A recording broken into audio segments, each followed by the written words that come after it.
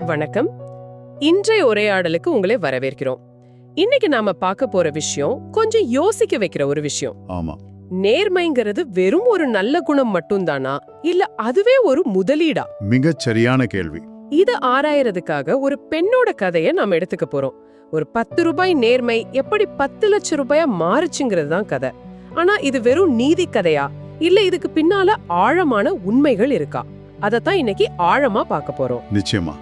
இந்த கதைய மேலோட்டமா பார்த்தா நல்லது செஞ்சா நல்லது நடக்கும்னு ஒரு சிம்பிள் மெசேஜ் மாதிரி தெரியும். ஆமா, அதுதான் தோணும். ஆனா நம்ம கொஞ்சம் ஆழமா போனோம்னா மனுஷங்க எப்படி முடிவெடுக்கிறாங்க, குறிப்பா வறுமையில இருக்கும்போது, அப்புறம் ஒரு தனிநபரோட செயல் எப்படி ஒரு சமூகத்தையே மாத்துதுன்னு பல விஷயங்கள் இதுல இருக்கு. சரி, அப்போ கதைக்குள்ள சராசரியா போயிடலாம். ஒரு இளம் பெண், கணவர் ஒரு விபத்துல இறந்துடுறாரு. 2 குழந்தைங்க. ரொம்ப கஷ்டமான சூழல். ஆமா, தைய செஞ்சு எப்படியோ வாழ்க்கைய ஓட்டிட்டு இருக்காங்க. ஒரு நாள் மளிகை கடைக்கு போறாங்க. சரி. அங்க கடைக்காரர் தவறுதலா 10 ரூபாய அதிகமா கொடுத்துடுறாரு. வீட்டுக்கு வந்து பார்த்த பிறகுதான் அவங்களுக்கு இது தெரிய வருது. இங்க ஒரு நிமிஷம் நிறுத்துவோம். இங்கதான் அசலான சோதனைய ஆரம்பிக்குது. ஆமா, அந்த பெண்ணோட நிலைமையில அந்த 10 ரூபாங்கிறது ஒரு சின்ன காசு இல்ல. நிச்சயமா இல்ல. அது அன்னைக்கு ராத்திரி அவங்க பிள்ளைங்களுக்கு வாங்க வேண்டிய பாலா இருக்கலாம். ஒரு லாஜிக்கலா பார்த்தா பிள்ளைங்களோட பசிய போக்குறது தானே ஒரு தாயோட முதல் கடமை. ஆமா, அதுதான் முக்கியம். அப்போ அந்த பணத்தை வச்சுக்கிறது அந்த கடமையை நிறைவேற்ற உதவும் தானே.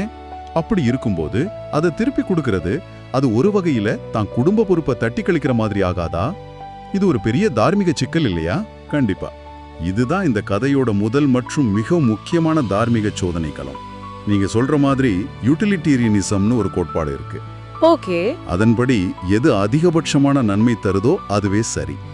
அந்த வகையில 2 குழந்தைங்களோட பசிய போக்குற 10 ரூபாய் கடைக்காரருக்கு வர்ற சின்ன நஷ்டத்தை விட பெருசு. அதனால பணத்தை வச்சுக்கிறது சரிதான்னு வாதிடலாம். ஆனா அந்த பெண் அப்படி செய்யல. அவங்க செய்யல. அவங்க வேறொரு கோட்பாட்டை பின்பற்றுறாங்க. அதாவது டியான்டாலஜின்னு சொல்லுவாங்க. செயலோட விளைவு எப்படி இருந்தாலும் சரி, சில கடமைகள் சில விதிகள் மாறாதது. பிறர் பொருளை எடுக்க கூடாதுங்கிறது அதுல ஒண்ணு. அப்போ அவங்களுக்கு கொள்கை தான் முக்கியமா இருந்திருக்கு. சரியா சொன்னீங்க. எனக்கு சொந்தம் இல்லாதது எனக்கு வேண்டாம் என்ற கொள்கை பசியை விட பெருசா அவங்க மனசுல நிக்குது. வறுமையோட அழுத்தம் எவ்வளவு இருந்தாலும் ஒருத்தரோட குணம் எப்படி வெளிப்படுதுங்கிறதுக்கு இது ஒரு சிறந்த உதாரணம். அப்போ அடுத்த நாள் காலையில அவங்க 7 கிலோமீட்டர் தூரம் நடந்தே போறாங்க அந்த 10 ரூபாய திருப்பி கொடுக்க. இத கேட்டது எனக்கு ரொம்ப ஆச்சரியமா இருந்துச்சு. 10 ரூபாய்க்காக 7 கிலோமீட்டர் நட, இது என்ன சொல்றது, நம்பவே முடியல. ஆமா. கடைக்காரரும் அதேதான் கேக்குறாரு. 1 ரூபாய்க்காக பேரம் பேசின நீங்க ஏன் இத குடுக்க இவ்ளோ தூரம் வந்தீங்க அப்படின்னு நியாயமான கேள்விதான். அதுக்கு அந்த பெண், பேரம் பேசுறது என் உரிமை, ஆனா அடுத்தவங்க பணம் பாவம்னு சொல்றாங்க. கூடவே பணத்தை விட மன அமைதி மேலானதுன்னு சொல்றாங்க. இந்த மன அமைதி இத பத்தி கொஞ்சம் சொல்லுங்களேன். இது வெறும் ஒரு ஃபீலிங்கா, இல்ல இதுக்கு சைக்கலாஜிக்கலா ஏதாவது முக்கியத்துவம் இருக்கா? இது வெறும் ஃபீலிங் இல்ல, இது ஒரு ஆழமான உளவியல் தேவை. காக்னிட்டிவ் டிசோனன்ஸ்னு ஒரு கோட்பாடு இருக்கு. Cognitive dissonance? ஆமா, அதாவது நம்மளோட நம்பிக்கைகளுக்கும் நம்ம செயல்களுக்கும் நடுவுல ஒரு முரண்பாடு வரும்போது நம்ம மனசுல ஒருவித பதட்டமும் ஒரு அமைதியின்மையும் உருவாகும். ஓ, சரி சரி. இங்க திருடக்கூடாதுங்கிறது அந்த பெண்ணோட ஆழமான நம்பிக்கை. அந்த 10 ரூபாய் அவங்க வச்சிருந்தா ஒவ்வொரு நிமிஷமும் அந்த நம்பிக்கைக்கும் நான் பணத்தை வச்சிருக்கேங்கிற செயலுக்கும் நடுவுல ஒரு உள்மன போராட்டம் நடந்துகிட்டே இருக்கும். அந்த போராட்டம் தான் மன அமைதியை கெடுக்கும். அவங்க 7 கிலோமீட்டர் நடந்தது அந்த பணத்தை கொடுக்கறதுக்காக மட்டும் இல்ல, அவங்க மனசுக்குள்ள நடக்கிற அந்த போராட்டத்தை முடிக்கிறதுக்காக. எக்ஸாக்ட்லி. தான் மன சமநிலையை திரும்ப பெறதான் அந்த பயணம். அதன் மூலமா அவங்க தன்னோட சுயமரியாதையும் கொள்கைகளையும் மீட்டெடுக்கிறாங்க. அதனால அந்த மன அமைதிங்கிறது அவங்களுக்கு கிடைச்ச உடனடி வெகுமதி. வாவ்! அப்போ இது வெறும் பணத்தை திருப்பி கொடுக்கிற செயல் இல்ல, இது தன் சுய அடையாளத்தையே காப்பாத்திக்கிற ஒரு செயல். சரி, இங்கதான் கதை ஒரு சுவாரஸ்யமான திருப்பத்தை எடுக்குது. ஆமா. அந்த பெண்ணோட நேர்மையும் அவங்க சொன்ன வார்த்தைகளும், என் கணவர் கத்து கொடுத்த பாடம் இது, நாம செய்யற தப்புக்கு நம்ம குழந்தைங்க பாதிக்கப்படக்கூடாதுன்னு சொன்னதும் அந்த கடைக்காரரை ரொம்ப பாதிக்குது. ஆழமா தாக்குது. அந்த பெண் போன உடனேயே கடைக்காரர் ஒரு முடிவெடுக்கிறார். கொஞ்ச நாளைக்கு முன்னாடி ஒரு மொத்த வியாபாரி தனக்கு தவறுதலா கொடுத்த 300 ரூபாயை எடுத்து உடனே அவர்கிட்ட கொண்டு போய் கொடுக்கிறார். பாருங்க, அந்த பெண்ணோட வார்த்தைகளையே அவரும் பயன்படுத்துறார். கடவுள் எப்போ கணக்கு கேட்பான்னு யாருக்கு தெரியும்னு. இதுதான் சங்கிலி தொடர்வினை. அந்த ரிப்பிள் எஃபெக்ட்னு நீங்க சொன்னீங்க இல்லையா, ஒரு நேர்மையான செயல் இன்னொருத்தரோட மனசாட்சிய எப்படி தட்டி எழுப்புது. இது நிஜ வாழ்க்கையிலயும் நடக்குமா? நிச்சயமா நடக்கும். இது சமூக உளவியல்ல மாரல் கண்டேஜியன் அல்லது எத்திக்கல் ரிப்பிள் எஃபெக்ட்னு சொல்லுவாங்க. மாரல் கண்டேஜன். ஆமா, அதாவது தார்மீக குணங்கள் ஒரு வைரஸ் மாதிரி பரவக்கூடியவை. ஒருத்தர் தன்னுக்கு நஷ்டம் வரும்னு தெரிஞ்சும் ஒரு நேர்மையான செயலை செய்யும்போது அதை பார்க்குற மத்தவங்களுக்குள்ள மாரல் எலிவேஷன் ஒரு உணர்வு வருது. ஒரு உத்வேகம் மாதிரி. அதேதான், ஒரு உத்வேகம். அவரால இவ்வளோ கஷ்டத்துல நேர்மையா இருக்க முடியும் போது நம்மால ஏன் முடியாதுங்கிற கேள்வி அவங்களுக்குள்ள வரும். இங்க அந்த பெண்ணோட செயல் கடைக்காரரோட மனசாட்சிக்கு ஒரு கண்ணாடியை காட்டுச்சு. சரி. அவர் அந்த 300 ரூபாயை மறந்துருக்கலாம், இல்லனா அப்புறம் கொடுத்துக்கலாம்னு நினைச்சிருக்கலாம். ஆனா அந்த பெண்ணோட தியாகத்தை பார்த்ததும் தன்னோட சின்ன தவறு அவருக்கு பெருசா தெரியுது. ஓ. அந்த பெண்ணோட நேர்மையோட வெளிச்சத்துல தன் மனசுல இருந்த சின்ன இருள் அவருக்கு உறுத்த ஆரம்பிக்குது. அதனால உடனே அதை சரி செய்ய தூண்டப்படுறார். இது ஒரு மிக சக்தி வாய்ந்த சமூக நிகழ்வு. அப்ப அந்த அலை அடுத்த கட்டத்துக்கு போகுது. கடைக்காரரோட நேர்மை இப்ப அந்த மொத்த வியாபாரிய பாதிக்குது.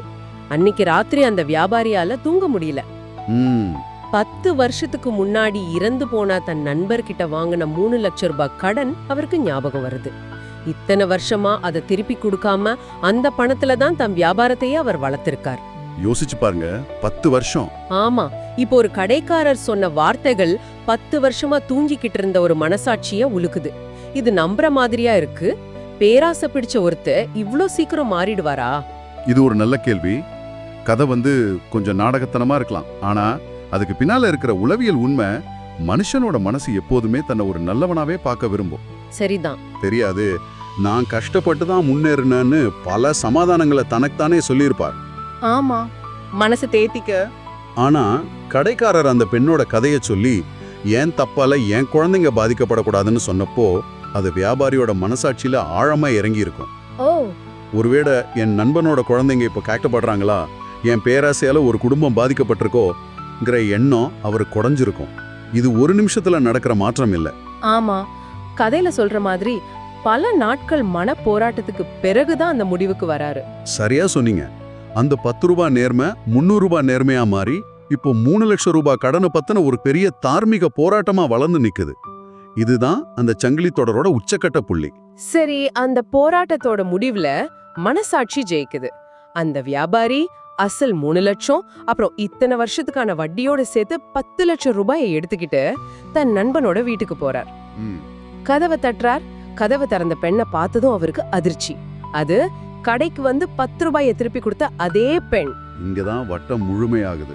ஆமா, அவர் அந்த பெண்ணோட கால்ல விழுந்து பணத்தை கொடுத்து நடந்ததை எல்லாம் சொல்றார். உண்மையை சொல்லணும்னா கதையோட இந்த முடிவை படிக்கும்போது ரொம்ப திருப்தியா இருந்துச்சு. ஒரு நல்ல செயலுக்கு நல்ல பலன் கிடைச்ச மாதிரி. அதுதான் இயல்பு. கதை இத கர்மான்னு சொல்லுது. ஆனா கர்மாங்கிறது நம்ம எப்படி பார்க்கணும்? அது வெறும் ஒரு காஸ்மிக் ஜஸ்டிஸ், அதாவது தெய்வ நீதிதானா, இல்ல அதுக்கு வேற விளக்கங்கள் இருக்கா? இது ஒரு அருமையான புள்ளி. பாப் கல்ச்சர்ல கர்மாங்கிறத நீங்க சொன்ன மாதிரி ஒரு காஸ்மிக் வெண்டிங் மிஷின் மாதிரி பார்க்கப்படுது. நல்லது போட்டா நல்லது வரும், கெட்டது போட்டா கெட்டது வரும். ஆமா, அப்படிதான் நினைக்கிறோம்.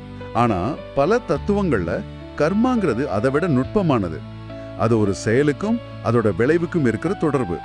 ஆனா அந்த விளைவுகள் எப்போதுமே வெளியில இருந்து வர்றதில்ல. ஓ, அப்போ அந்த பெண் 10 ரூபாய் திருப்பி கொடுத்த போது அதோட உடனடி கர்மா அல்லது விளைவு என்ன?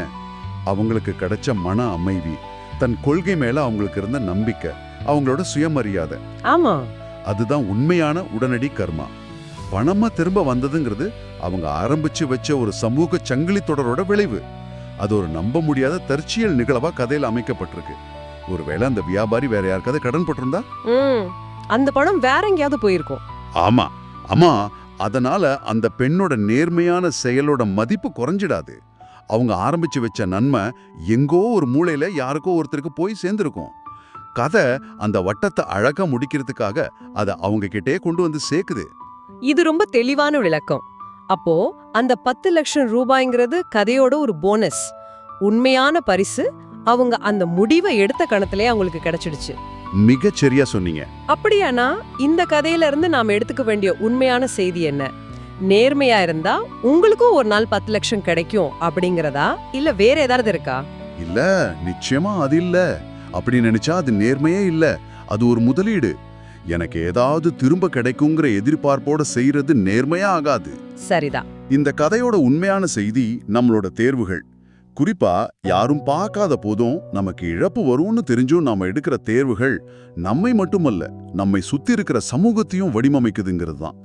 ஒரு சின்ன தீப்பொறி ஒரு பெரிய காட்டையே பத்த வைக்கிற மாதிரி ஒரு சின்ன நேர்மையான செயல் ஒரு சமூகத்தோட மனசாட்சியே தட்டி எழுப்புற சக்தி கொண்டது.